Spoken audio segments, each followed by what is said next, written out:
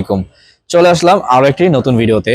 আজকের ভিডিওতে দেখাবো স্যামসাং এর এমন একটি ডিভাইস যেটাকে বলা হয় স্যামসাং এর মিনি ফ্ল্যাগশিপ বা বলা হয় যে chocolate phone. Yes right, this is call Samsung S23। যেমন হ্যান্ডি তেমন প্রিমিয়াম এবং এটার কোয়ালিটি কিন্তু দুর্দান্ত। প্রথমত মেটাল ফ্রেম, মেটাল ব্যাক সাইডটা মেটাল মেটাল ফ্রেম এবং super AMOLED display, Snapdragon 8 Zen 2 এর প্রসেসর, 50 মেগাপিক্সেল ক্যামেরা এবং জাস্ট স্যামসাং এর ক্যামেরা যারা চিনেন তারা খুব ভালো করে জানেন স্যামসাং এর পিকচার কোয়ালিটি কেমন হয়।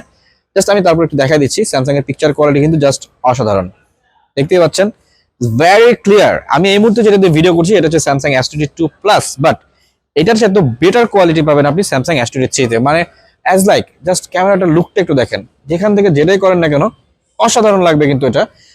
তো এটার 8 জিবি 128 জিবি ডুয়েল সিমের দাম হচ্ছে মাত্র 36,000 টাকা।